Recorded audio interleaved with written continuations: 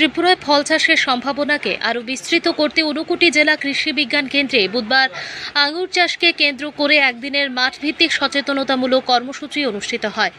একই সঙ্গে নাবার্ডের আর্থিক সহায়তায় বিভিন্ন ধরনের আঙুরের মূল্যায়ন ও জনপ্রিয়করণ শীর্ষক একটি নতুন প্রকল্পের আনুষ্ঠানিক সূচনা করা হয়। অনুষ্ঠানে প্রধান অতিথি হিসেবে উপস্থিত ছিলেন কৃষিমন্ত্রী রতনলাল নাথ। এছাড়াও উপস্থিত ছিলেন সমাজ শিক্ষা ও সমাজ কল্যাণ দপ্তরের মন্ত্রী টিঙ্কু রায়, জেলা সভাধিপতি অমলেন্দু দাস, কৃষি দপ্তরের আধিকারিকরা এবং জেলার বিভিন্ন প্রান্ত থেকে আগত কৃষকরা। অনুষ্ঠানের শুরুতে অতিথিরা কৃষি বিজ্ঞান কেন্দ্রের আঙুর বাগান পরিদর্শন করেন।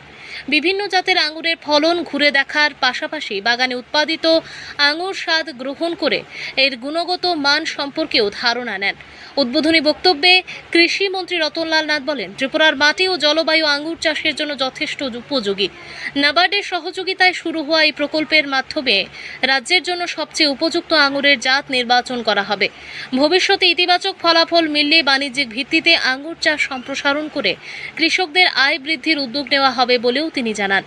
এদিন কৃষি বিজ্ঞানীরা আঙুর চাষের আধুনিক প্রযুক্তি, রোগবালাই ব্যবস্থাপনা, পরিচর্যা এবং বাজারজাতকরণ সংক্রান্ত বিভিন্ন বিষয়ে কৃষকদের হাতে কলমে প্রশিক্ষণ দেন।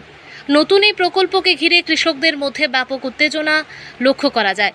সংশ্লিষ্ট মহলের মতে এই উদ্যোগ সফল হলে ত্রিপুরায় আঙুর চাষের নতুন সম্ভাবনার দ্বার উন্মোচিত হবে এবং কৃষকদের আর্থিক স্বনির্ভরতা বৃদ্ধিতে গুরুত্বপূর্ণ ভূমিকা পালন করবে। কৈলাসহর প্রতিনিধির রিপোর্ট, প্রতিদিন ত্রিপুরা।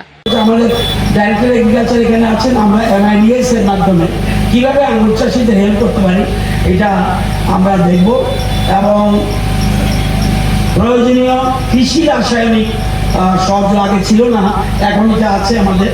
এবং আঙুর চাষ সম্পর্কে পর্যাপ্ত জ্ঞানের অভাব, আঙুর চাষ করলে হতো না, কোন সময় ডালটা কাটতে হবে, কোন মাসে কাটতে হবে, আঙুর হইলে আবার কিছু কিছু ফলাই দেওয়া, এইগুলি তাদের বুদ্ধি করে করতে হবে। সেই জন্য তাদেরকে ট্রেনিং দিয়ে দেব এবং আগামী দিনে কেবিকে আরও ঊনকোটি এই ব্যাপারে সঠিক জাত চিহ্নিত করেছে, তাদেরকে ধন্যবাদ। এবং গাছের প্রশিক্ষণ, এটাও ইম্পর্টেন্ট, ডালের কোথায় কাটতে হবে এবং এটা কিভাবে কাটতে হবে, কোন মাসে কাটতে হবে, এগুলি দেখতে হবে।